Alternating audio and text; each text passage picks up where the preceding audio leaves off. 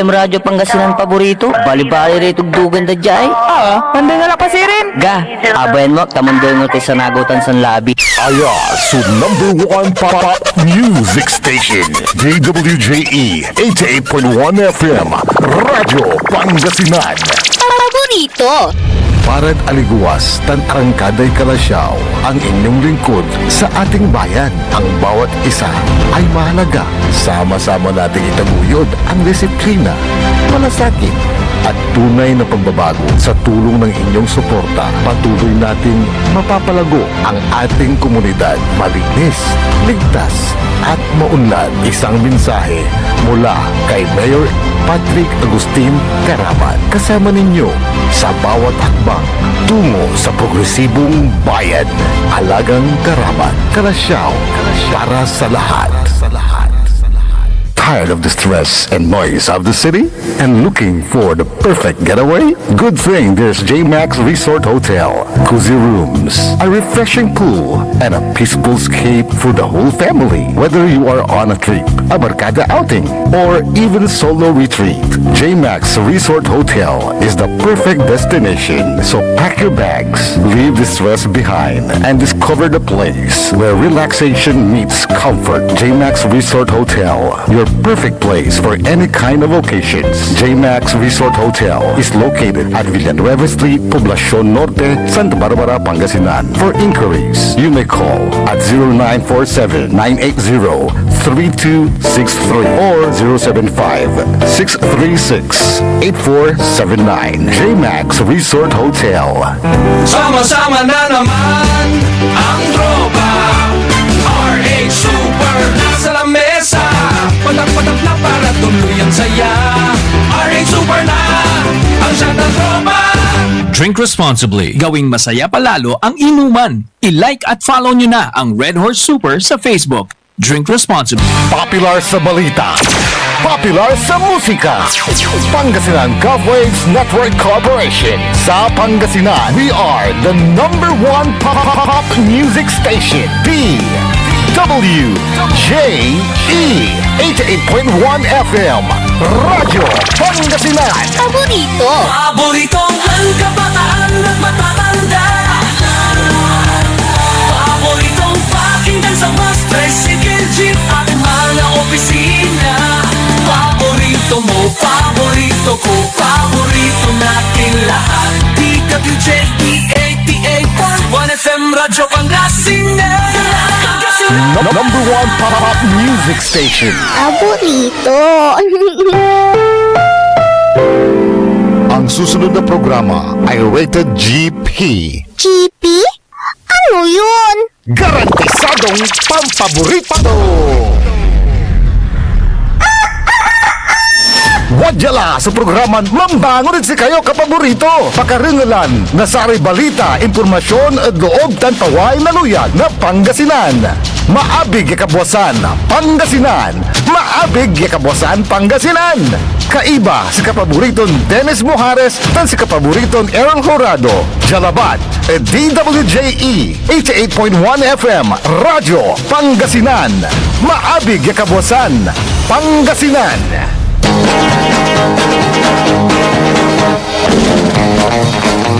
Oras alas 6:03 na kabuwasan. Masantos tan maabig aya kabuwasan luyag na Pangasinan.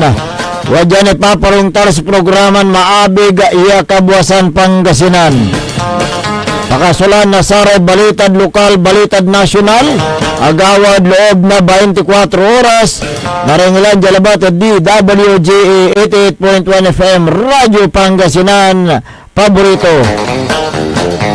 Nakaulupyo at dasayan kabuwasan, Bakterion Lengkor at Timagti Pangasinan, Dennis Mojares, ay bamad si kapaborito Errol Horado, kanya technical control si Engineer Nixon Dakal.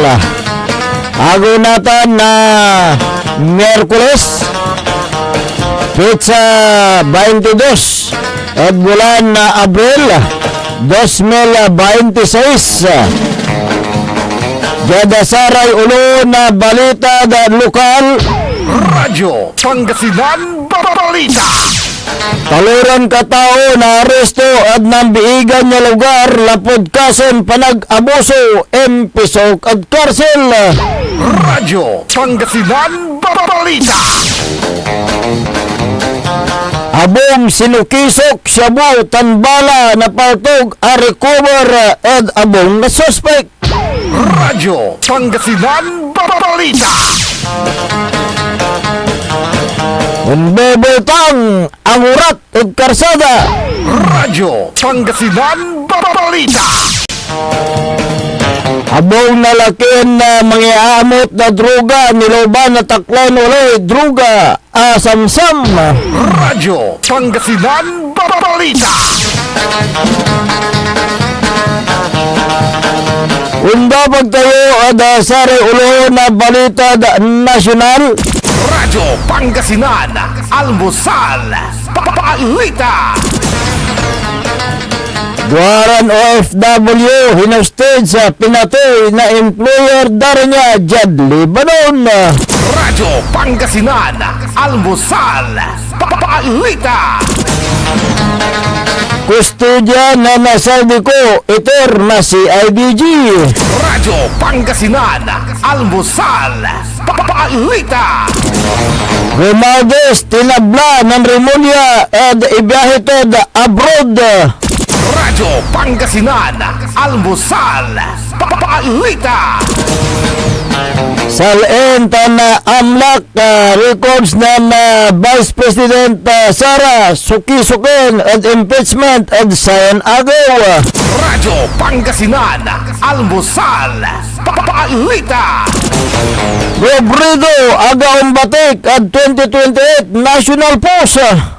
Radyo Pangasinan Almusal Balita. Oras nila alas 6 na kabuasan tanatan wadyare detalye at asaray balitad lokal.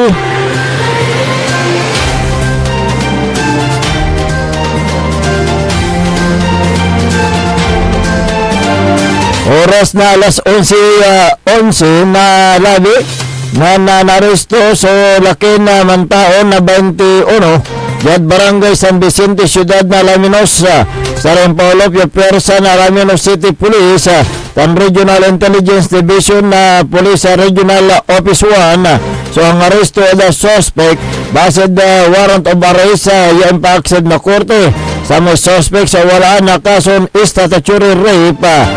Si Katoya dan Tuingan na korte yung ang piyansa. Si katunatan sumampupuyo kadang betul-betul Yarias Jad Alaminos sa City Police Station. Radyo Pangasinan Balita. Inggan na korte sa high school guard yung ang piyansa na 180,000 piso. Kaya rin na si Katuso siningkat na taklay mo uloy at oras na alas 10:50 na kabusan dyan barangay Poblasyon Baloy na Santa Barbara, Pangasinan. Sa may suspect samantao na sa 68 residente na barangay Tulyao, Baloy na Santa Barbara. Si Katuing siningkat na taklay mo uloy base da warrant of arrest yung bakit na korte makalanor at ang sunggay na Republic Act 7060 na inamindaan na Republic Act 116448 lapod 4 counts na sexual assault. Si Katuya si Katunata suwala ada kustodiya na Santa Barbara Police Station. Radyo Pangasinan Balita.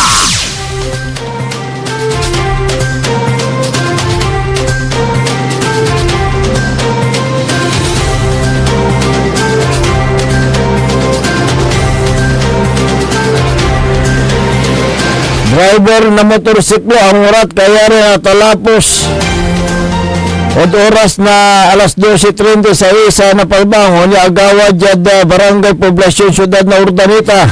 Sa may biktima sumantao na 64 residente na bitlang lugar. Jad ginawa ng investigasyon ng pulis Urdaneta.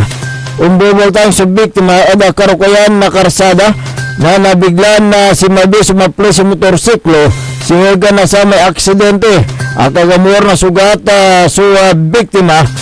Dan si katoy nawit jada sa kasinggaran niya ya pangambalan bangbalat si kato sa indeklaran na dead on arrival. Radyo Pangasinan Balita. Sinukisok na taklan uloy sa abong na laking na mga autol na illegal ya droga jada bali na San Nicolas, Pangasinan sa may suspect sa walad sustanidad. So, residente na barangay Kasaratan na dabilang lugar. Sinukisok sa abong na suspect pasado alas 5 na kabusan base da search warrant yung paway na korte. Recover so illegal ya droga loob na abong na suspect yag madlan ipalapag so kantidad niya sa may suspect kansara ebidensya sunawit gada police station na San Nicolas. Kaso ninsunggay na Section 5 tan 11 Article 2 na Republic Act 9165 o Dangerous Drug Act of 2002. So insige pa laban at abitlan na suspect. Radyo Pangasinan Balita. Jed bali na lawak Pangasinan na makalanord pangawit mo tapawtog laki sa inaresto na taklay na uloy sa maabong na suspect sa sinukisok at oras na alas 9:37 na labi jad barangay Kalmay adabitlan na baloy yasatan so nang resulta din pakukumpiska na saray bala tan magasin na pautog agmatlan ipalapag na antong na klaseng kalibre recover nata so paparesyaan niya subo iayaamot na bitlang suspect unara pada kaso ng sunggay na Section 5 tan 11 Article 2 na Republic Act 9165 o Comprehensive Dangerous Drug Act of 2002 tan Republic Act 10591 o Illegal Firearms and Ammunition so abitlan suspect.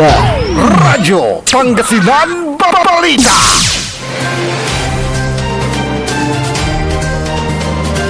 Tapos most wanted person na plagad 5 na otoridad. Si kato sa naresto pasado alas 11 na kabuasan. Diad barangay Zone 5 Bali na Rosales, Pangasinan. Sa may naresto suspect samantaon na 45 construction worker residente na bitlang lugar. Si kato naresto na taklay na uloy at masin malabis kay na warot ang baray sa empaway na korte makalanor ang kaso na impanre pa na minor de edad yaang po indokumentan piyansa o po ay sa may suspect so native na barangay Zone 3 Bali na Rosales, Pangasinan bangbalat si katoy manaayam at purok Maligaya barangay Bukay Pait Tantangan South Cotabato sa may suspect sa wala nata nagkustudiya na Rosales Police Station. Radyo Pangasinan Balita.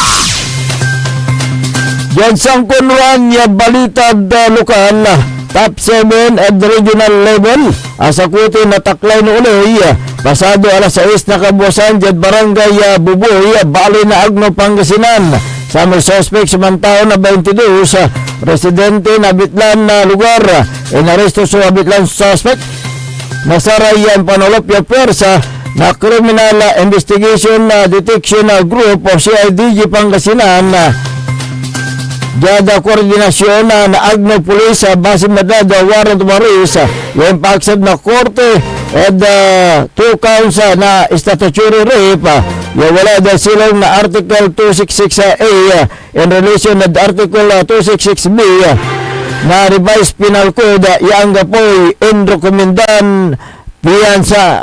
Radyo Pangasinan Balita. Maringalan, katibukoy lang yung balitad lokal antis tayo ang dapag dasaray balitad nasyonal. Huwag dyan pigaran pa imano. This is Pangasinan Gulf Waves Network Corporation.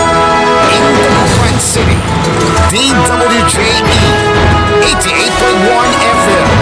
Radyo Pangasinan. Looking for a place where comfort meets flavor?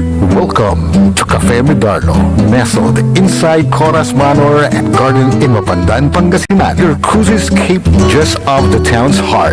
Start your day with a rich aroma of freshly brewed coffee. Savor our signature blends, perfectly paired with warm pastries straight from the oven. Indulge our mouth-watering pasta, bowl and chef-inspired specialties made with love in every bite. Whether it's a casual catch-up with your friends, a family celebration, or a quiet moment just for you, Cafe Medardo is your perfect spot to relax, connect, and enjoy.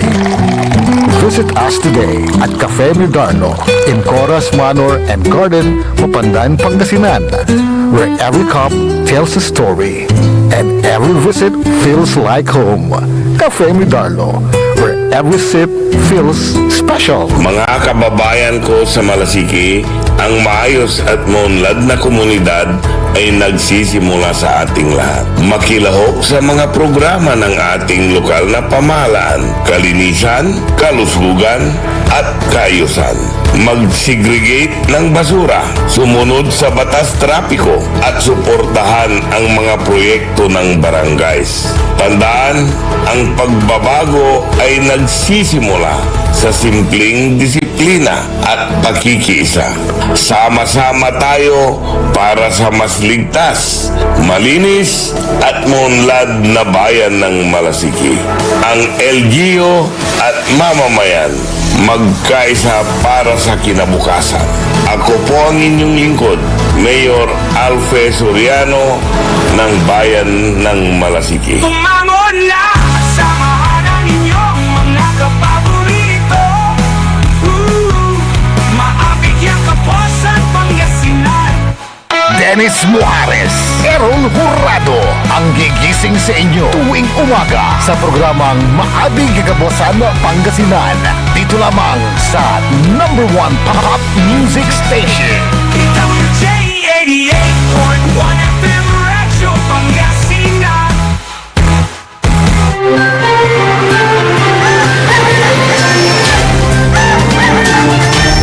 Radyo Pangasinan, Almusal, Paalita. Alas 6:17 na po ng umaga. 6:17. Ako po ang inyong kapaborito, Kuya Errol Jurado, at narito na po ang detalye ng ating mga pambungad almusal balita ngayong araw ng Wednesday. Radyo Pangasinan, Almusal, Paalita. Dalawang overseas Filipino workers OFWs ang patay sa insidente ng pamamaril matapos na i-hostage ng kanilang employer sa Beirut, Lebanon. Ayon sa Department of Migrant Workers, ang mga biktima ay kapwa household service workers at magkasama sa trabaho. Naganap nilang insidente noong April 15 lamang. Kinumpirma naman ng DMW na arestado na at nakapiit ang suspect na maharap sa kaukulang kaso. Tiniyak din ng ahensya na nakikipag-ugnayan na sila sa Philippine Embassy sa Lebanon, gayon din sa mga otoridad, upang matiyak ang masusing investigasyon sa kaso at pagkakaroon ng agarang legal na aksyon upang mabigyan ng hustisya ang mga biktima. Ayon kay DMW Secretary Hans Leo Kakdak, inatasan na niya ang mga opisyal ng ahensya upang agarang pagkalooban ng kinakailangang tulong ang pamilya ng mga biktima. Nakatakda na rin umanong personal na bisitahin ni na DMW Undersecretary Bernard Olalia at Felicitas Bay ang mga kaanak ng mga napatay na OFWs upang magpaabot ng pakikiramay at pagtiyak ng suporta ng pamahalaan. Ayon sa ahensya, kaagad din nilang asikasuhin ang pagpapauwi sa mga labi ng OFWs sa bansa. Radyo Pangasinan, Almusal, Paalita.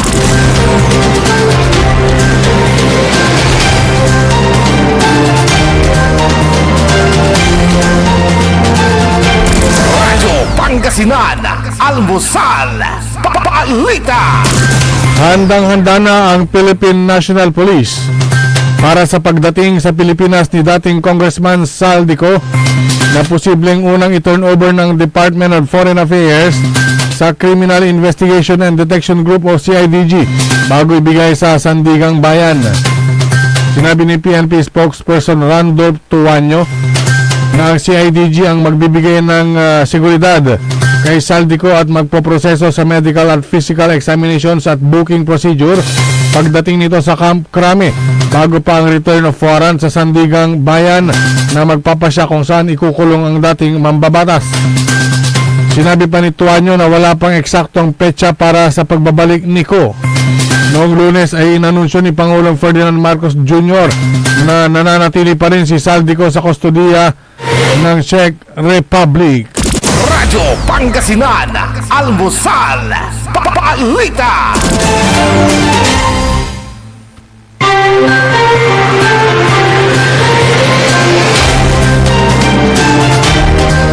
Samantala, Radyo Pangasinan, Almusal, Balita. hindi pinagbigyan ni Ombudsman Jesus Crispin Remulla ang hirit ni dating House Speaker Martin Romualdez na makalabas ng bansa para sa isang medical check-up sa Singapore.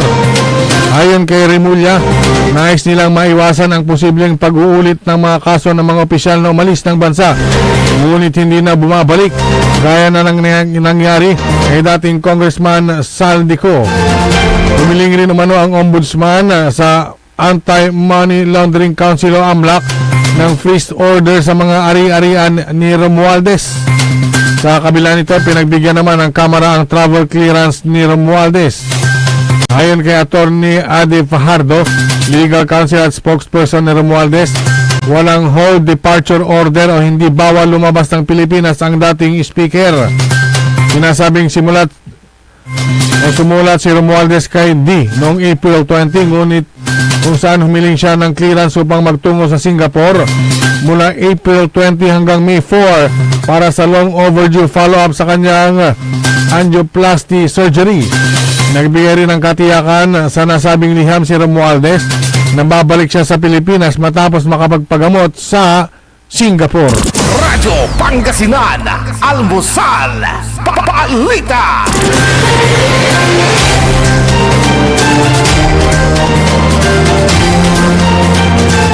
Sa iba pang mga balitang nasyonal, Radyo Pangasinan, Almusal, Balita. Sentro sa Statement of Assets, Liabilities and Net Worth o SALN at Anti-Money Laundering Council o AMLAC records ni Vice President Sara Duterte ang impeachment hearing na isasagawa ngayon. Ayon kay House Committee on Public and Accounts Chairperson Terry Ridon,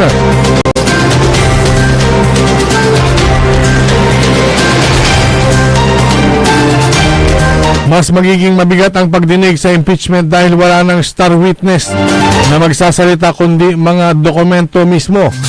Sinabi ni Ridon na pangunahing pagbabatayan ng Committee on Justice ang mga dokumentong pinansyal, record ng buwis at mga transaksyon sa bangko para matukoy kung may probable cause sa mga paratang ng ill-gotten at hindi may paliwanag na yaman ng Vice Presidente.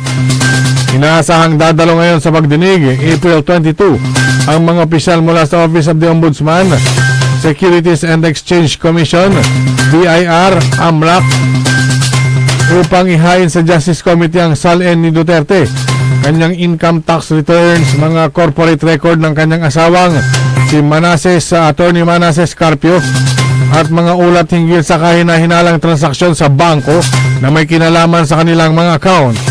Ang mga dokumentong ito aniya ang magbibigay daan sa mga mambabatas para masuri kung may malaking diferensya sa yaman ni VP Sara kumpara sa 88.5 million net worth na idineklara sa kanyang SALN noong 2024. Paliwanag ni Ridon, kailangang magtugma ang idineklara niyang halaga ng kanyang kayamanan sa SALN at sa mga record ng BIR at SEC.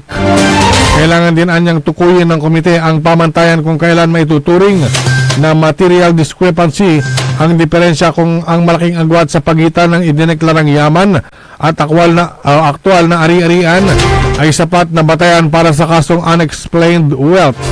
Dadalo rin sa pagdinig si dating Senador Antonio Trillanes IV matapos niyang ikit na may mahigit 2.4 billion pesos transaction mula 2006 hanggang 2015 sa iba't ibang account ang pamilya Duterte, kabilang ang mga joint account kasama ang Vice Presidente.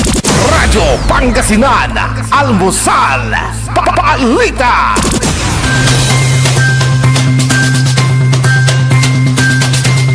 Sa iba pang mga balitang nasyonal, Radyo Pangasinan, Almusal, Papalita. iniyak ni Naga City Mayor Leni Robredo na wala na siyang balak tumakbo sa anumang pambansang posisyon sa 2028 at sa halip ay muling kakandidatong mayor ng kanilang syudad.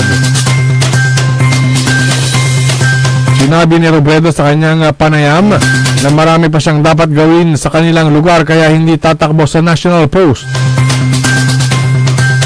Inahayag din ni Robredo na sa tingin naman niya ay may sasakatubaran ang mga nais pa niyang gawin para sa Naga City. Ipinahiwating ni Robredo na napakaikli ng panahon para sa kanyang unang termino, kaya nais niyang ituloy ang mga nasimulan at muling tatakbong mayor sa syudad. Binanggit din ni Robredo ang pagdaan sa tamang proseso at burokrasya kaya hindi nagiging mabilis sa paggawa ng mga dapat maisakatuparan. Radyo Pangasinan, Almusal, Papalita.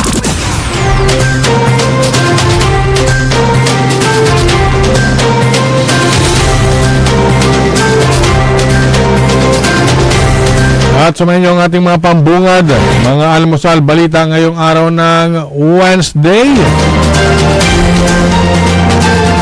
Oras po natin alas 6:27 na po ng umaga. Radyo Pangasinan, Almusal, Papalita.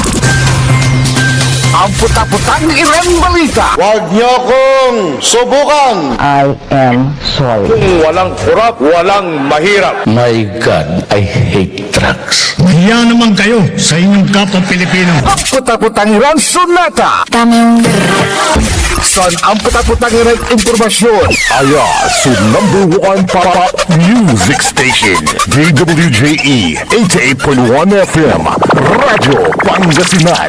Paborito. Looking for delicious food you can trust for any occasions? Discover the taste of Genlicious Food Service. From everyday meals to grand celebrations, we serve home-cooked goodness with restaurant-quality flavor. Indulge in their best sellers. Perfect for birthdays, anniversaries, meetings, and family gatherings. Let Genlicious Food Service take care of your food so you can enjoy every moment. Prepared with care, made with quality ingredients, and served with love. Every bite is worth it.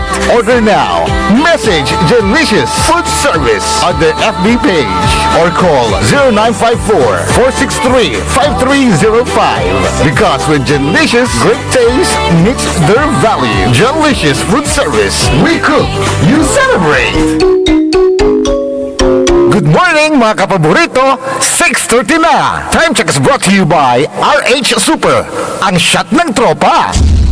Diyan Pangasinan, walay saksa kaya radio station ya iiyag na Saray Pangasinense. Diyan Aguilar, Paborito. Basista, Paborito. Binmale, Paborito. Bugalion, Paborito. Labrador, Paborito. Lingayen, Paborito. mga tarem, Paborito. Tadyan Orbis Tondo. Paborito. Aya, so 88.1 Radyo Pangasinan. Ang inyong official summer station. Ito po ang DWJE 88.1 FM Radyo Pangasinan. Talagang summer ang saya-saya dito sa Pangasinan. Halina na mula Lingayen Beach, saya di mapantayan. Kasama barkada, buong pamilya. Summer ang saya, oh oh oh, dito sa Pangasinan. Go go go, saan ka man, dala ang saya. Summer ang saya, oh oh oh, Pangasinan, sigaw ang go go. Init at saya,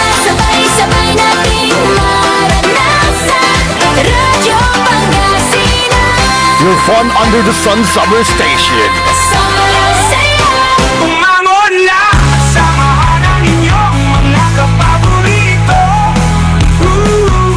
Maabigyan ka po sa Pangasinan. Dennis Muarez, Errol Jurado, ang gigising sa inyo tuwing umaga sa programang Maabing Kagabosan Pangasinan. Dito lamang sa #1 Pop Music Station. WJ 88.1 FM Radyo Pangasinan.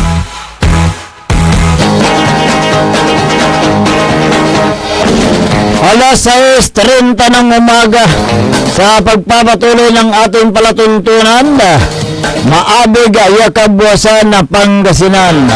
Ang inyo pong nakakasama sa umagang ito, ang inyo pong lingkod ng bayan, Timog Pangasinan, Dennis Muhares, at siyempre kasama din natin si kapaborito Errol Jurado. At dyan naman sa technical control, ang ating co-pilot, ang nag-iisang pogi sa puso ni Madam Charis, Engineer Nixon Dakala. Araw po ngayon ng Wednesday, Pizza 22 sa buwan ng Abril 2026.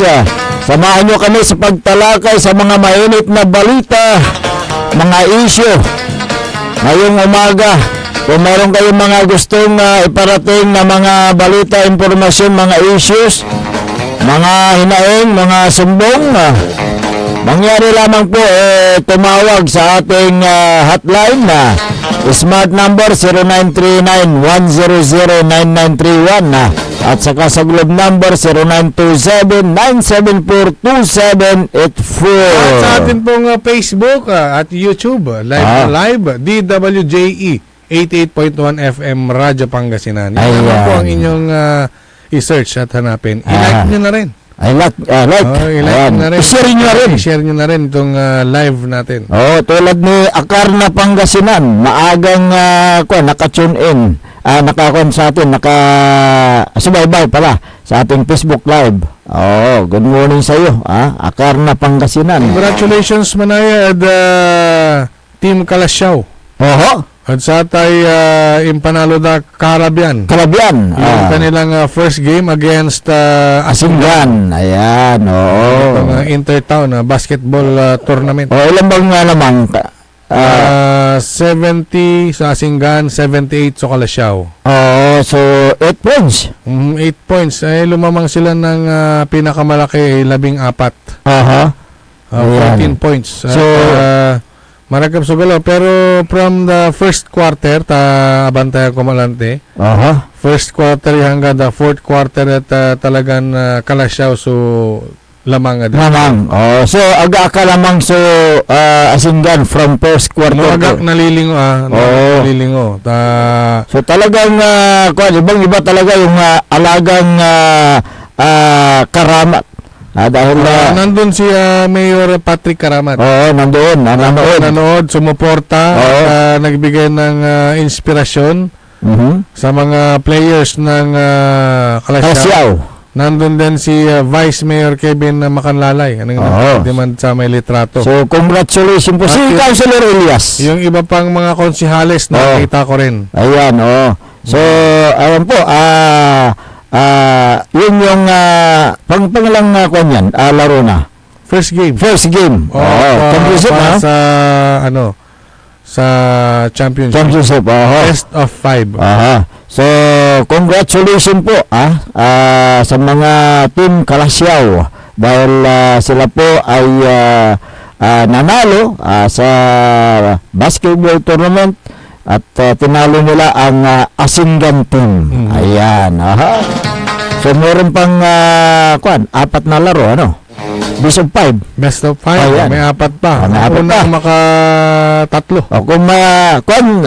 Unang makatatlo. Ayan. Na panalo.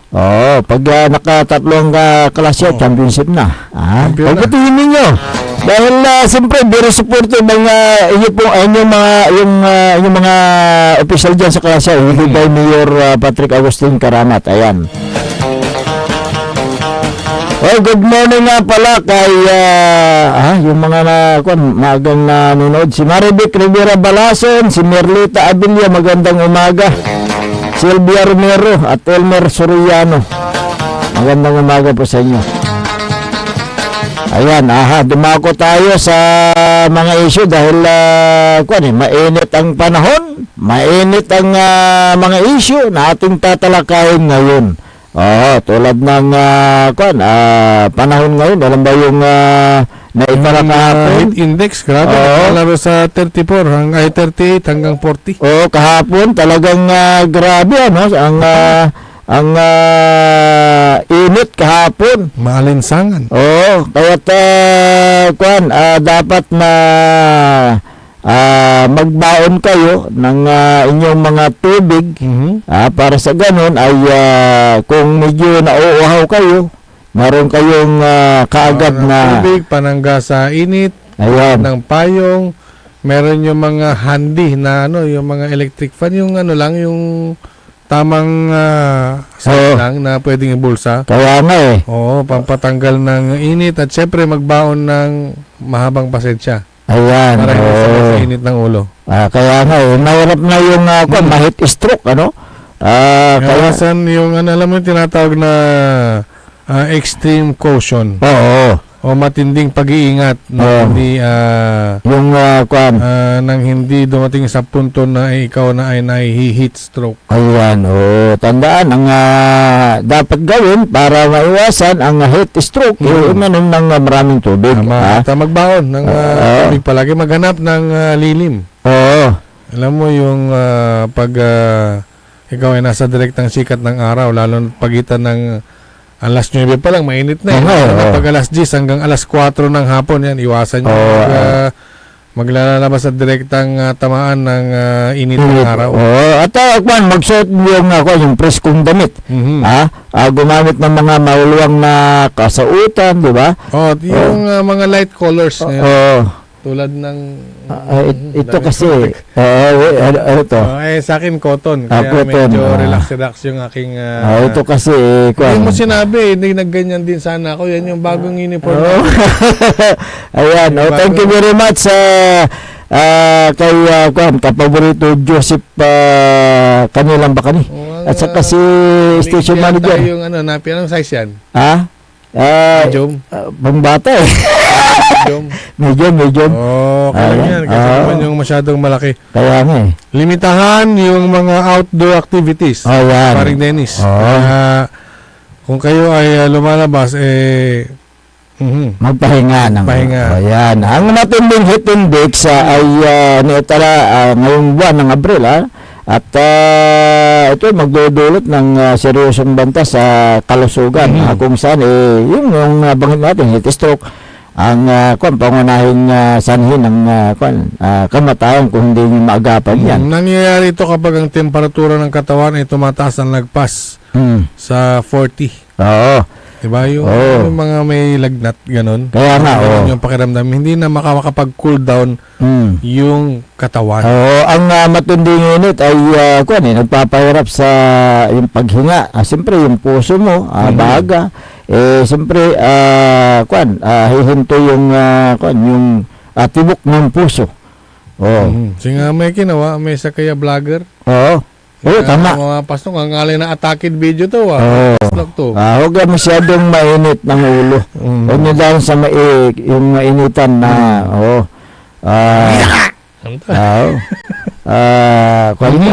yung ngayong April, maraming lugar sa Pilipinas ang nakakaranas ng mas mainit na panahon. Ang sintomas ng heat stroke, siyempre mainit at tuyo yung balat mo. At walang pawis na lumalabas, yung pagkawala ng malay, mabilis na pagtibok ng puso. Pag mabilis, siyempre medyo yung mga hypertensive, no? Tapos mainit yung panahon, maalinsangan. Kaya hanggang ulo mo at may puputang, may agka pa high blood kanda, di ba? Tamanaya. Nai-stroke la, nai-heat stroke la. Kaya nga Kung mainit ang panahon, siyempre mas mainit ang nangyayari diyan sa mababang kapulungan ng Kongreso. Lalong-lalo na doon sa Committee on Public and Accounts na ito ay pinangunuan ni Chairperson Terry Redun. Dahil ngayong araw yung buwisihin ngayong araw yung Statement of Asset, Liabilities and Net Worth SALIN at Anti-Money Laundering Council. Itong si Vice President Sara Duterte dyan sa isasagawang impeachment hearing, di ba? Ngayong araw, Kapuboto Errol. Si Congressman Terry Ridon, na siya ang may hawak ng Committee on Public Accounts, ay mas magiging mabigat daw ang pagdinig sa impeachment dahil wala nang star witness. Witness. So, anong tayo? Ang magsasalita na lang yung mga dokumento. Sinabi ni Ridon na pangunahing pagbabatayan ng Justice Committee ang dokumentong pinansyal, yung records ng buwis at mga transactions sa bangko para matukoy kung may probable cause sa mga paratang na ill-gotten at hindi may paliwanag na yaman ni Vice Presidente. Yung yung mga dadalo. Yung sa may siyempre dyan sa Office of the Ombudsman. Yung SEC. O yung Securities and Exchange Commission, BIR, AMLAC. Yan, yung mga dadalo para sa kanilang yung tingnan yung income tax return. Yung mga corporate records nila, yung asawang si Attorney Carpio. Asawa ni Manasis, Attorney Manasis Carpio. At yung meron doon mga kahina-hinalang transaksyon sa bangko. Sisilipin kaya bubusisihin ng House panel ang nakuhang Statement of Asset and Liabilities and Net Worth ni BP Sara mula noong 2022 hanggang 2025 na ito ay nagpapakita ng kanyang net worth. Noong 2022 mayroong 71 million yata yung sa kanya lang sa kanya lang at ito market na ng 77.5 million noong 2023. So isang taon. Sinasabi ba nila dito na may mga business? Kaya nga diba? Malay nyo naman maraming business sa pamilya nila. Baka may mga bang karapatan na dumami yung pera nila.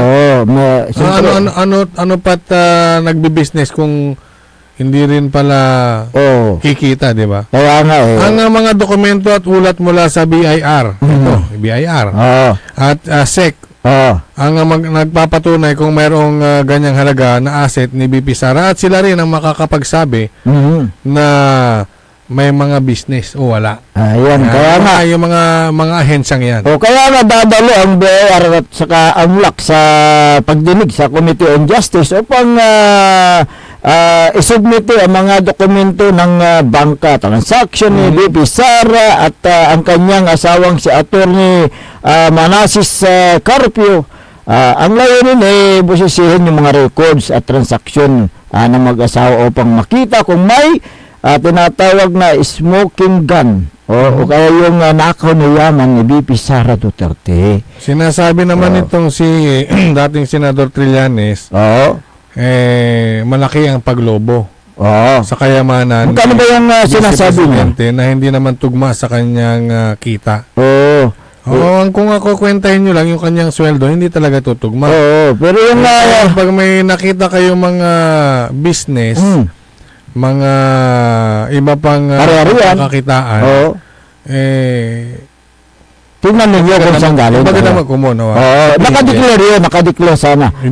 So yung sinasabi ni kung kasi dating Senador Trillanes, billion sinasabi nito.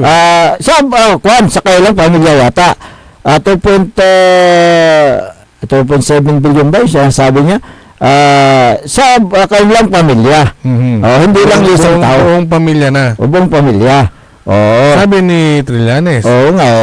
Kaya 2.4 billion pesos na transaksyon mula 2006 hanggang 2015 sa iba't ibang account ng pamilya Duterte. So, ang magpapatunay dyan, yung mga dokumento talaga. Kung meron nga yung mga iba't ibang mga accounts, saan bang mga accounts yan, ang kung dyan, yung AMLAC. Siyempre sila yung kung dyan, Anti-Money Laundering Council. Siguro itong si dating Senador Trillanes, hindi naman magsasalita kung wala siyang bitbit na mga dokumento. Saan galing yung mga dokumento? Yung mga tanong yan saan galing yung mga dokumento? Paano siya nakakuha ng mga dokumento? So, yan ang mga dapat na tignan ngayon. Kasi hindi ka basta-basta makakuha ng mga dokumento sa bangko. Diba? Mayroon tayong tinatawag na bank secrecy. So, hindi ka basta-basta. Pero kapag ang korte ang nag-utos. Ang nag-utos. Pwede. Pero mayroong mga lilinawin na issue. Pero sa mga private individual, mga inquiry, dyan yata sa Congress at saka Senate pwede siya. Pwede. Pero tulad ni former Senador Trillanes, wala na siya sa pisto. Di ba? Actually, ang Senate, hindi yung kahit na ikaw senador at personal mong kukunin, hindi. Yung body. Correct, yung sa body. Sila yung mas lalo na at itong si dating senador ay isang ordinaryo. So, paano siya makakakuha ng mga dokumento? Iutos ng ng Congress. Meron ba siyang power? Meron ba siyang power? Kasi kasama siya sa sa magsasalita So, siya yung nagbunyag na numubo daw yung asset. 2005 2016. Transaksyon. Hindi sinabing yun yung pera niya. Pera nila. Yung naging transaksyon. Okay. Ang mga aligasyon ay bahagi ng betrayal of public trust sa sinusulong na impeachment complaint. Kaya makikita natin kung may probable cause kaya ang mga aligasyon laban kay BP Sara. Abangan. Tingnan natin yung mga mangyayari yan sa Kongreso. So nakatutok sila mamaya sa mga kanilang mga television, mga radio, sa Facebook Live. Siyempre yan, open to the public yan. Yung natuang hearing sa impeachment ni BP Sara. Alas 6:47 ng umaga mula sa 0986-5739. Mga sir, napakinggan ko kahapon na magpapalit ng management ng STL dito sa Dagupan. Sino ang nakakuha ng prangkisa? Tatanggalin din ba ang mga dati na kobrador at kabo? Salamat po. Errol. Ang bagong management na magpapatakbo ng Small Town Lottery dito sa lungsod ng Dagupan ay ang Golden Key Play Corporation na may opisina sa may Old De Venecia Highway dyan po sa may Dagupan City. Meron ng sariling labas na numero ang lungsod ng Dagupan sapagkat meron silang sariling bula o masin sa kailang opisina.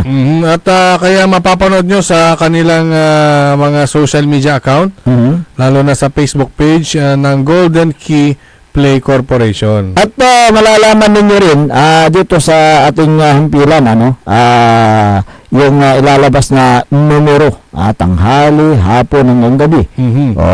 Ang Golden Key Play Corporation ay bukod tanging winning bidder na magpapalaro dito sa lungsod ng Dagupan dahil ang Dagupan ay isang ang component city, chartered city, kaya may sarili silang labas. Abangan ang pag-umpisa ng STL sa lungsod ng Dagupan na pinamamahala ng Golden Key Play Corporation. At ito po ay aprobado ng Philippine Charity Sweepstakes Office. Aha. Ang Golden Key Play Corporation na may kompletong dokumento at dumaan sa proseso. At sila nga ang bagong management ng STL sa Dagupan City. Ayan, oo. So, bago ang management. Bakit po? Pahabol na tanong. Kung may maaalis ba? Ayan, Ang balita natin ay i-maintain sila. i-maintain. I-maintain yung mga kobrador, i-maintain yung mga kabo dahil magpapalit lang magkakaroon na ng bagong management. Management lang, Kasi ang nagpapatakbo sa ngayon pa yung Grand 88. Oo, nung hindi pa na-separate ang Dagupan City. Pero once na nag-umpisa na itong Golden Key Play Corporation ay automatic din ay aalis na rin yung Grand 88 na yung management ng Grand 88 sa Dagupan City. Yun, parang ibubukod ng Dagupan City. Dagupan City. Dahil ito po ay component city. At sa mga susunod na araw ay sisikapin po nating ma-interview yung branch manager ng PCSO dito sa may Lingayen. Sila po yung magbibigay paliwanag dyan. Yung management din ng Golden Key Play Corporation ay makikibalita rin tayo. Ayan, dahil ang alam ko ay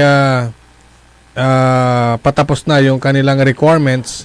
At anytime soon ay mag-uumpisa na nga itong STL Dagupan under Golden Key Play Corporation.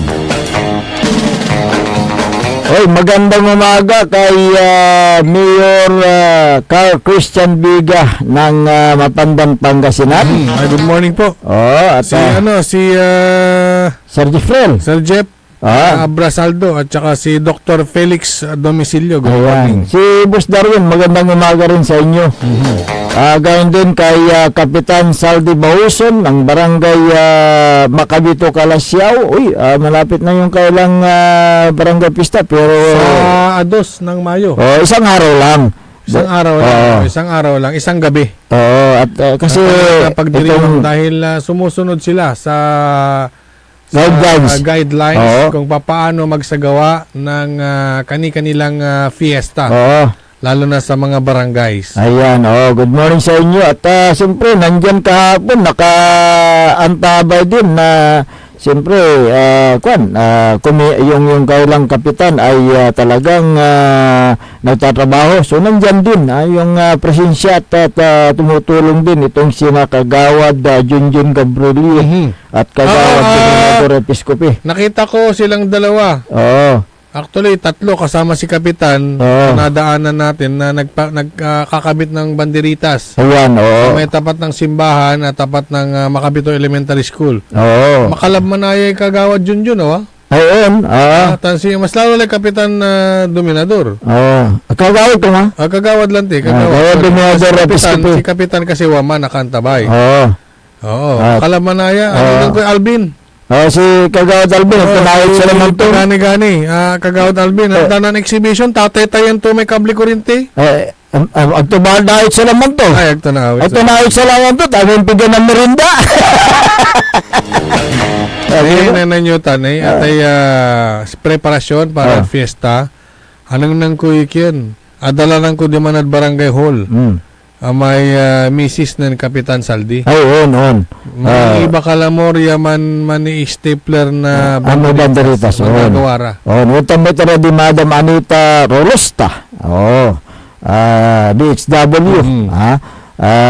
Tulong-tulong ang ginagawa nila dyan sa Barangay Macabito.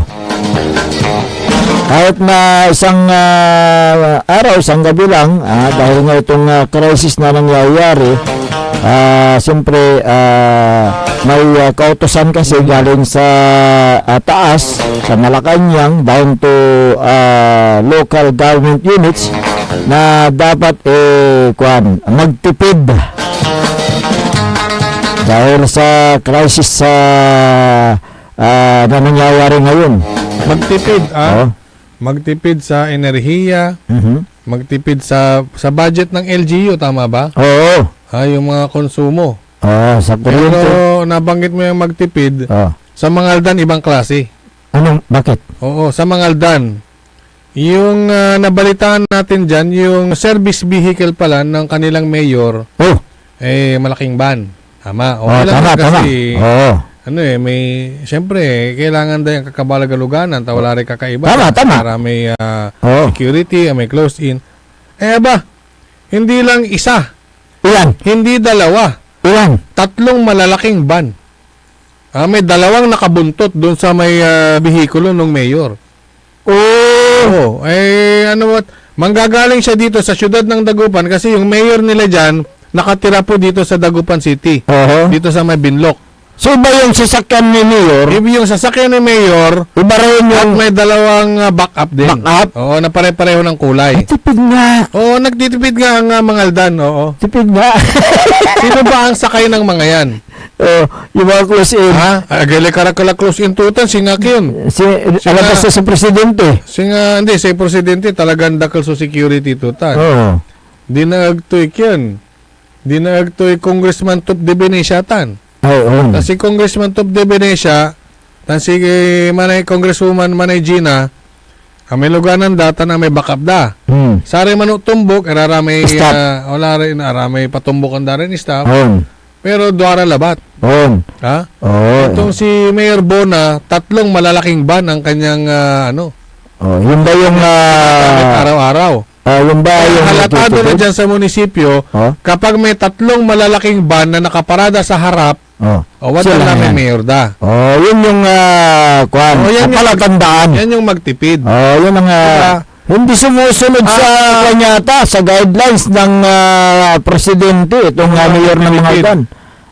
Ang lapit-lapit ng bahay, tingnan mo, paglabas mo dyan sa may Binlok, highway na, San Fabian, Paunlalad, Mangaldan. So sa biyahe tutan, singa Tamaplos Lante, mga 15 minutes nandun na sa munisipyo. Linawin natin, yung 3 na sasakyan ay government vehicle ba o private? Government? Government. Okay. So government vehicle, ang gasolina ay galing sa pundo ng local government. Yan nga sinasabi ko nga magtipid daw, di ba? Pero sa kanya, isang sasakyan ng mayor at 2 malaking van na backup. Yan ang tipid. Tipid. Okay? So, yun. Yan ang mayor. Na talagang Tipid at hindi sumusunod sa patakaran ng Pangulo. Na dapat kanyan mag-istigan ng DILG. May mga mayor tayong nakikita. Si Mayor Agbayani. Isa lang. Sakyan lang. Si Mayor Calviga. Si Mayor Ming, isa lang. Mayor Calviga, isa lang. Si Mayor Carl Vega, isa lang. Diba? Si Mayor De Vera, saksakay mo. Si Mayor Bona, taloran ban. Itan. Magtipid. Yan ang magtipid. Diba? Palakpakan mo. Ayan. Nahulog yung butiki. Sino-sino pa? Yung merong tag-iisang sasakyan lang. Bakit itong si Mayor Bona kailangan niya ng sandamakmak na security? Kaya nga so, damakmak staff. With the expense of local government.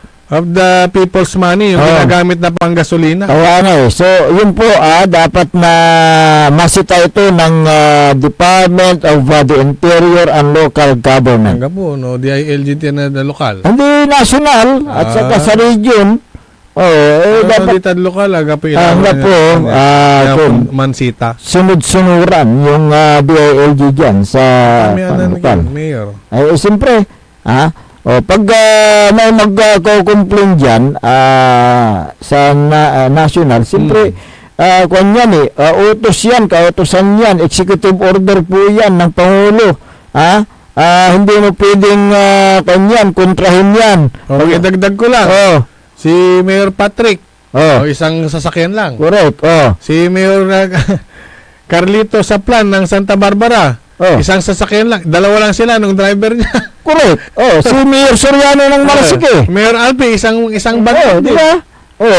So, tingnan mo naman, Ah, Meron sandalok dyan sa na Mandan, tatlong malalaking ban. Oo. Yung service nitong kanilang mayor. Na yung gasolina ay ginagasusan ng red plate naman yan eh. local Ibig government. sabihin, sa munisipyo. Oo. Diba? Munisipyo. Oo, yung bagong ban dati na Hyundai ay ibinigay niya na, itinurn over na sa Office of the Vice Mayor. Aha. Okay, yun. Pero naglabas ng bago. Bago naman. Bago yung sasakyan niya, nung pinagsawaan na, ipinasa sa iba. At naglabas ng bago. Madali pala Na magsawa pera itong ng gobyerno ang ginamit. Madali pala magsawa itong si Mayor Buna, no?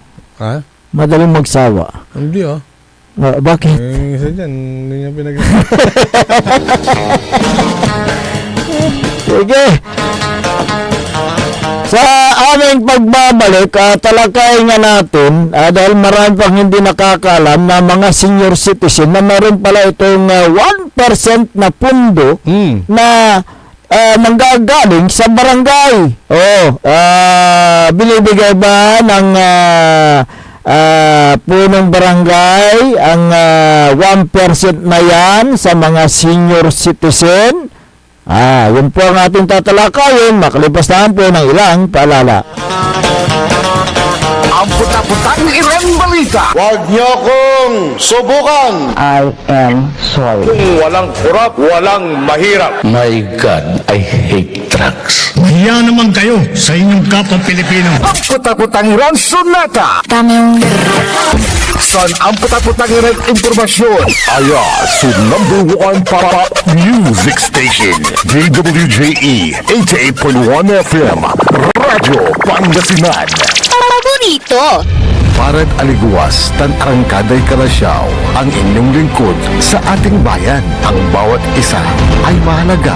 Sama-sama nating itaguyod ang disiplina, malasakit, at tunay na pagbabago. Sa tulong ng inyong suporta, patuloy nating mapapalago ang ating komunidad. Malinis, ligtas, at maunlad. Isang mensahe mula kay Mayor Patrick Agustin Caraman. Kasama ninyo sa bawat hakbang tungo sa progresibong bayan.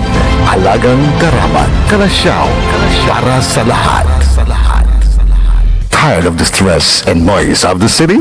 And looking for the perfect getaway? Good thing there's J-Max Resort Hotel. Cozy rooms, a refreshing pool, and a peaceful escape for the whole family. Whether you are on a trip, a barkada outing, or even solo retreat, J-Max Resort Hotel is the perfect destination. So pack your bags, leave the stress behind, and discover the place where relaxation meets comfort. J-Max Resort Hotel, your perfect place for any kind of occasions. J-Max Resort Hotel is located at Villanueva Street, Poblacion Norte, Santa Barbara, Pangasinan. For inquiries, you may call at 0947-980-3263 or 075-636-8479. J-Max Resort Hotel. Mga kababayan ko sa Malasiki, ang maayos at maunlad na komunidad ay nagsisimula sa ating lahat. Makilahok sa mga programa ng ating lokal na pamahalaan, kalinisan, kalusugan, at kaayusan. Mag-segregate ng basura, sumunod sa batas trapiko, at suportahan ang mga proyekto ng barangays. Tandaan, ang pagbabago ay nagsisimula sa simpleng disiplina at pakikiisa. Sama-sama tayo para sa mas ligtas, malinis at maunlad na bayan ng Malasiki. Ang LGU at mamamayan magkaisa para sa kinabukasan. Ako po ang inyong lingkod, Mayor Alfe Soriano ng Bayan ng Malasiki. Sama-sama na naman ang tropa RH Super nasa lamesa. Patak-patak na para tuloy ang saya. RH Super na ang shot ng tropa. Drink responsibly. Kapag may RH Super sa lamesa, super ang inuman ng tropa. Bilhin na ng RH Super, ang shot ng tropa. Drink responsibly. Hindi ba napapansin ang inyong negosyo, mga kapaborito? Abay, magpa-advertise ka na dito sa DWJE 88.1 FM Radyo Pangasinan. We are located at the 3rd floor of Jumel Building, A.B. Fernandez East, Dagupan City. Or you may contact us at 0968-444-4290 or 0956-168-4908. O bueno, mga kapaborito, magpa-advertise na! This is DWJE 88.1 FM Radio Pangasinan, whose sole mission is to inform, to educate, to entertain, delivering to all Pangasinenses news that is true, public service that is sincere, commentary that is fair, and entertainment that is proudly Pangasinense. This is your DWJE 88.1 FM Radio Pangasinan, going beyond just being number one, working towards total domination. Jad Dagupan, walay saksakay ya radio station ya iyayag nasaray Dagupenyo. Jad Bunuan Binlog, Paborito. Bunuan Bukid, Paborito. Bunuan Gese, Paborito. Ay, Paborito. Karae, Paborito. Tanjad Karanglaan. Paborito. Aya, so 88.1 Radyo Pangasinan. Popular sa balita, popular sa musika. Pangasinan Govwaves Network Corporation. Sa Pangasinan, we are the number one pop music station. DWJE 88.1 FM Radyo Pangasinan. Paborito. Paboritong ang kabataan at matatanda. Paboritong pakinggan sa bus, tricycle, jeep at mga opisina. Paborito mo, paborito ko, paborito natin lahat. DWJE 88.1 FM Radyo Pangasinan. Number one pop music station. Paborito. Mangon na, samahan ang inyong mga kapaborito. Maabigyan ka po sa Pangasinan. Dennis Muarez, Errol Hurado, ang gigising sa inyo tuwing umaga sa programang Maabig Kagabosan Pangasinan. Dito lamang sa number one pop music station. WJ 88.1 FM Radyo Pangasinan.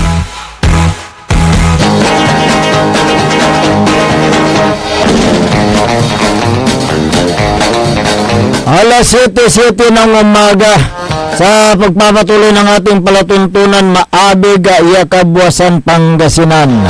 Ang inyo pong nakakasama sa umagang ito, ang inyo pong lingkod ng bayan, Team Magti Pangasinan, Dennis Muharis, at kasama din natin si kapaborito Errol Horado. Sa aking gawing kanan, nandito na rin ang ating station manager, Joy Baby. Maagang nagigising ito dahil ginigising niya ang kanyang misis sa pagtimpla ng gatas. Ayan, si Engineer Nixon Bakal talagang kanyan nagigising hating gabi. Ewan ko kung sino na gumigising sa kanya. Kaya bumabiyahe from Bayambang to Dagupan.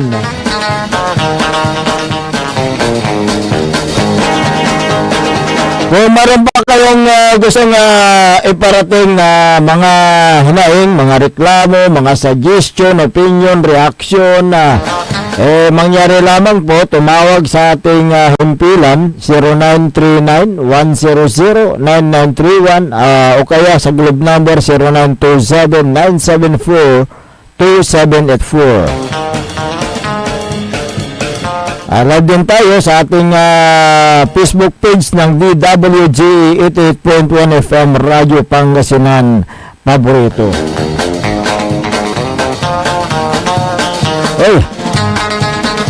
Dumako tayo sa ilang pang mga issue. Ang mga senior citizens ay dapat nating mahalin. Ibigay ang narapat na benepisyo na hindi dapat hinahaluan ng politika. Kapaborito Errol. Sa barangay level pa lang, kapag dumarating ang pagpili ng opisyal na mga senior citizen, may mga nakikialam na opisyal ng barangay. Kaya nawawala na ang boses ng mga iginagalang nating matatanda sa kanilang barangay. Ibig mo sabihin, nahuluan ng politika ang halalan ng senior citizen dahil sa pakikialam ng mga opisyal ng barangay. Siyempre, ang eleksyon ng mga senior citizens ay ginaganap upang maghalal ng kanilang lider. Na kinatawa naman ng senior citizens sa bawat barangay na sila ang makikipagtulungan sa lokal na pamahalaan para sa mga programa at benepisyo ng mga senior citizen. Ang eleksyon ng mga senior citizen na sa barangay ay madalas na ginagamit ng ilang politiko bilang bahagi ng kanilang estratehiya sa barangay at lokal na halalan. Ginagamit din ng ilang politiko ang mga senior citizen dahil sila ay tinuturing na vote rich din. May bilang din ang kanilang boto. Kaya karamihan ay nagagamit sa halalan ng barangay o lokal na halalan dahil malaki ang yung botante ng senior citizen, kung kaya't ang yung ilang politiko ay madalas na nagtataguyod ng pagpili ng mga opisyal ng senior citizen, yung tinatawag na Barangay Senior Citizens Association, na kaalyado ng mga politiko sa barangay. Diba? Kumusta naman ang distribution ng mga benepisyo at ayuda para sa mga senior? May mga ulat na ginagamit ang ayuda tulad ng cash gift o social pension bilang kapalit ng suporta sa eleksyon. Ang ilang senior citizen ay nagreklamo na mas nauuna sa listahan daw yung mga kaalyado ng politiko, samantalang ang mga iba ay matagal nang nag-aantay. Ang tawag dyan ay alaga. Alaga. Oo nga. O kaya yung patronage politics. Alam mo, maisingit ko lang. Kung ikaw ay senior na, hindi ka pala basta-basta pwedeng maging membro. Dapat yan ang asikasuhin ng mga mambabatas. Kaya nga may bilang pala bawat barangay. May numbers lang. At lalo na sa may yung OSCA naman. Office of the Senior Citizen. Sa isang LGU naman yun, ang opisina niya. Sa mismong bayan, may numero bago magpamembro. Kaya pag nagkaroon ng mga ayuda sa senior, wala rin senior, aliwan membro barangay, ayun yun, nag-aantay ng wala. At kung ikaw ay hindi kaalyado nitong presidente ng senior citizen na tumandang patras, unan to, may kaalyado to. Hanggang wala lang waiting list. Kaya nga yun, hindi ka basta-basta pwedeng magmembro sa barangay. Lalo na agmukachukaran. May senior citizen niya timak ka na patras. Kasi unan to, eraramay ka pan senior. Kaalyado to, kaalyado ng kapitan, o inloob to may kagawad, so nagagawa ditan. Kumusta naman dyan sa may, total, senior citizen din naman ang napag-usapan natin. Kumusta ang harmony ng Senior Citizens Association dyan sa may barangay Banawang Kalasyaw? Balita ko, hindi. Kumusta yung ulupan nyo ditan? Dahil ang pagkakaalam natin dyan, mukhang salungat yata. Itong si Kapitana Marit sa mga kagustuhan ng Senior Citizens Association dyan sa may Banawang Kalasyaw. Hindi daw sila magkaalyado? Hindi. Yung presidente ng mga senior citizen. Palagay mo, nabibigay ba ng pabor yung presidente ng barangay senior citizen dyan? Kasi yung 1% na senior citizens fund mula sa barangay Banawang. Alam mo kasi matagal ng batas ang pagbibigay ng barangay ng 1% ng kailang taon ng budget para sa senior citizen. obligasyon yan ng barangay na maglaan ng pondo para sa programa at proyekto ng mga senior citizen. So, sa ilalim ng Republic Act. Ito na naman tayo. Ano na naman yung sa batas naman. Batas naman. Republic Act 9994. O ang Expanded Senior Citizens Act. Malinaw na mandato na ibalik sa ating mga lolo at lola ang kalinga at benepisyong nararapat sa kanila. Madalas na naririnig ang mga hinaing ng mga senior citizen, especially mga senior citizen association, na hindi nila natatanggap ng buo yung 1% share mula sa barangay. Ang pondong 1% ay hindi dapat ituring na kumbaga limos na ibinibigay kapag may kailangan ng senior citizen. Bagkus, ito ay isang mandatory allocation. Mandatory allocation na dapat gamitin ng mga senior citizen para sa kanilang kalusugan, sosyal na proteksyon at yung kanilang yung sa kagalingan, kumbaga sa health. Ang ginagawa ng ilang punong barangay, sila ay procure ng mga gamot na ibibigay sa mga senior citizen. Ang pagbili o pag-procure ng mga gamot ng barangay council para sa mga senior citizen ay legal. Kung ito ay bahagi ng kanilang lokal na programa sa kalusugan o tinatawag na senior citizen citizens assistance. Batay ito sa umiiral na batas sa ilalim ng Republic Act 9994 o Expanded Senior Citizens Act of 2010. Ang tanong kay Kapitana Marit Velasco, naibibigay ba ng tama ang 1% na pundo para sa mga senior citizens sa barangay Banawang, Kalasyaw, Pangasinan? Yan ang tanong dyan di ba? Kasi maraming mga nagtatanong dyan. Ang tanong ng mga senior citizen, paano ang proper audit ng 1% na pondo ng senior citizen kung ito ba ay nagamit ng barangay? Ang 1% na pondo para sa senior citizen na mula sa barangay ay nanggaling yan sa National Tax Allocation. May proper audit yan na ginagawa ng Commission on Audit upang matiyak na nagamit ang pondo ng tama para sa mga programa, proyekto at aktibidad ng senior citizen.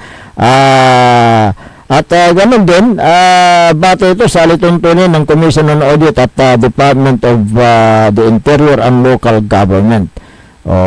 So meron yan, may proper audit. Pero ang tanong dyan, yung kung hindi mo kalyado yung hindi mo kasama yung senior citizen sa president. Alam mo, may paliwanag ko lang ng kaunti. Lecture na naman. May nakapagbulong sa atin na ang Senior Citizens Fund ay pwedeng umabot din ng hanggang 5%. Depende na lang kung yun ang ibibigay sa inyo ng inyong mga sa barangay.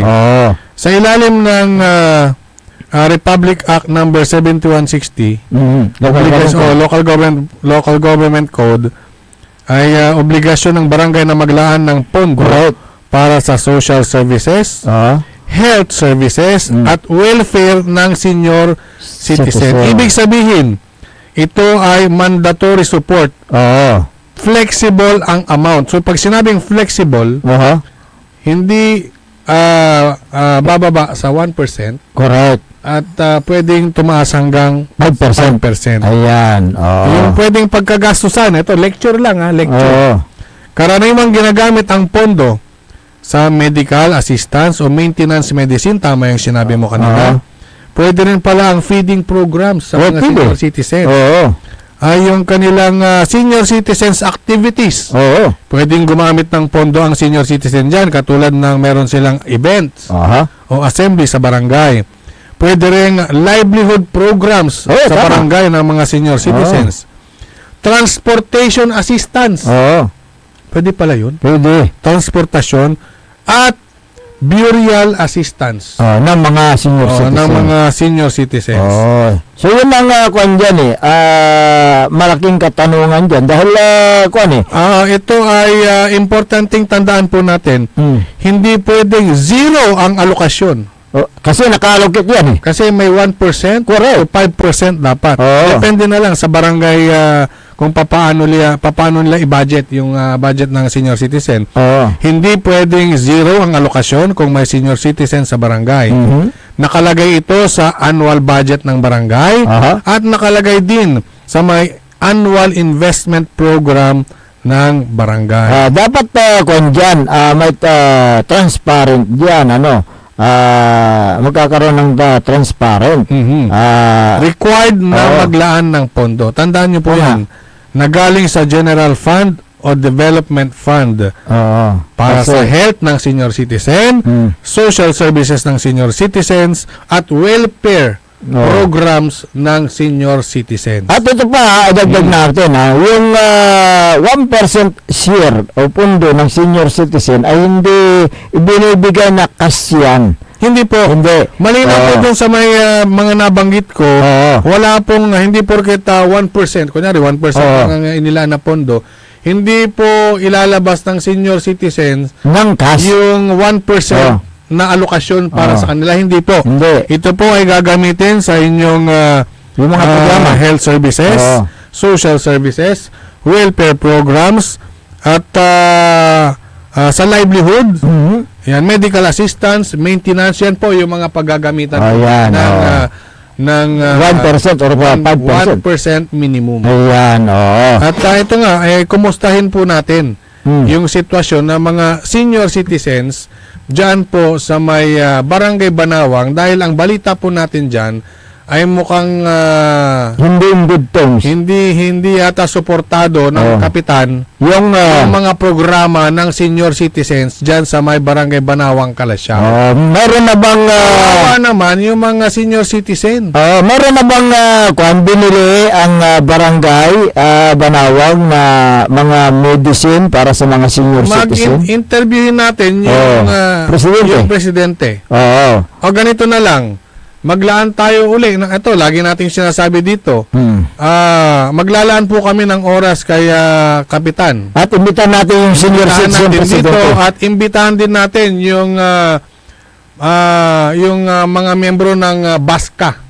Barangay Senior Citizens Association. Yung grupo, yung kahit yung mga opisyalis lang. Kasi para malaman sila ng senior citizen, hindi tayo kasya dito.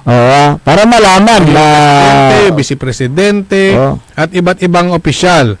At tawagin din natin, itawag Imano Team at sa may kapitan na Barangay Banawang. Kalasyaw. Ayan. Malinaw ba? Malinaw. At dito ay pag-usapan natin kung ano ang mga programa, proyekto na nangyayari dyan sa may Barangay Banawang. Umpisahan natin sa senior citizen. Ayan. Para malaman natin. Ang barangay hall nyo ba ay may opisina ang Senior Citizens Association? Malala ko. Itong anong naalala mo? Si dating barangay kapitan ng Buwad, si Carlito Dion, merong pinagawa na senior citizens building. Sabi ng barangay hall. Diba? Paano makakapagpatayo ng senior citizens building kung sakaling wala yung mismong barangay hall nila nasa illegal na lugar. Alam nga na aromandala lang man structure. Sa lalim ng kanal. Pero hindi ko alam correct me if I'm wrong. We stand to be corrected. Kung meron na kayong barangay Senior Citizens Association building, ay i-correct nyo po kami. Kung meron na po, maganda po na gano'n na nga. Diyan sa Barangay Banawang. Pero itatawag Imano Mi at sa may presidente na senior citizen, no antumatso ni Bagayo od saya. So yun po. Kasi ang mga senior citizens, alam po natin yan, mga mahal po natin yung mga lolo at lola po natin. Sila po dapat ang binibigyang pansin sa panahon ngayon. Correct. Dahil sila po ay matatanda na, iter tayo so respeto od say sikara, iter tayo so panangaro od say sikara. Oh, yan. Oh. Ang tumingaran to may presidente datan kasi.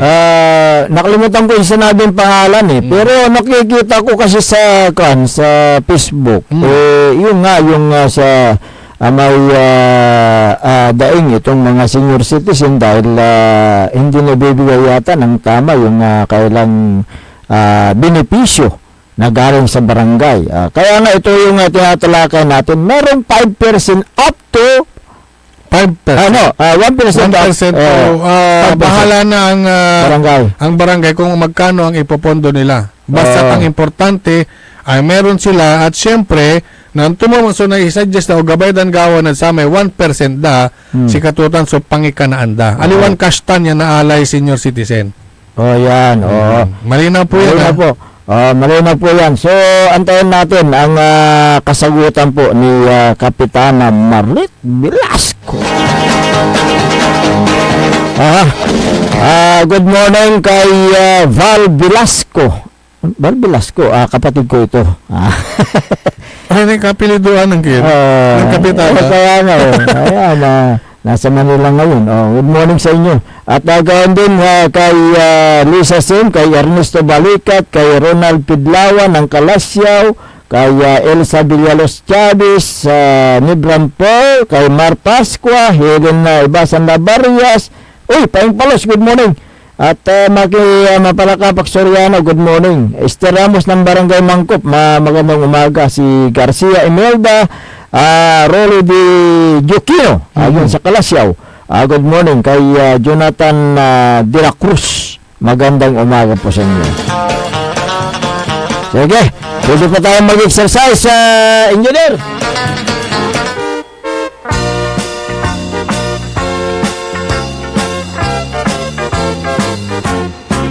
Mag-exercise. Magandang umaga kay Mayor Patrick Agustin Karamat ng Kalasyaw.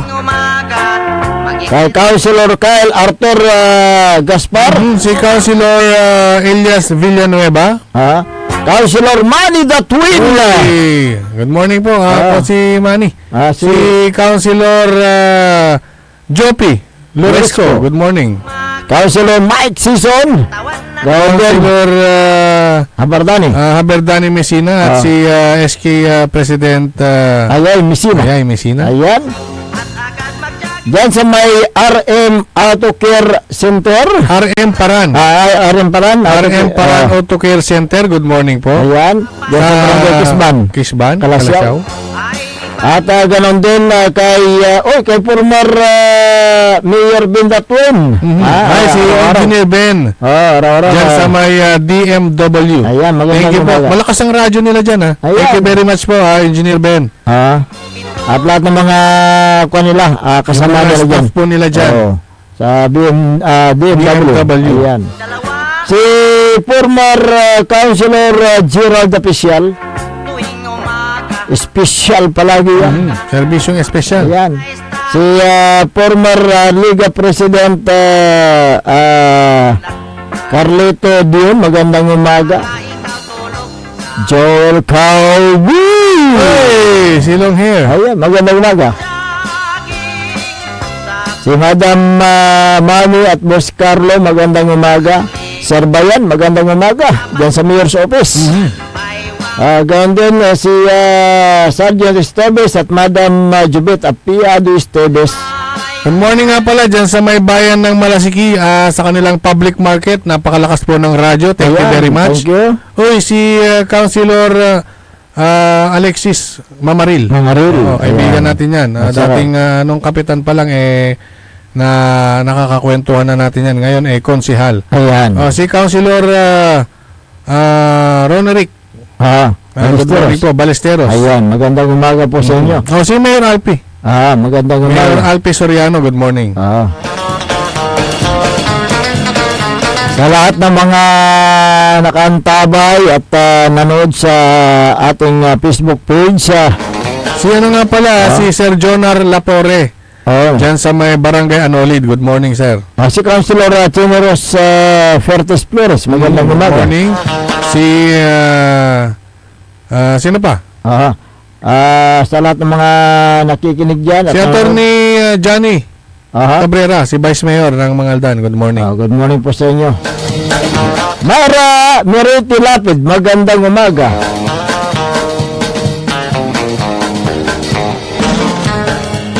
Wala na po tayo sapat na oras sa ating palatuntunan.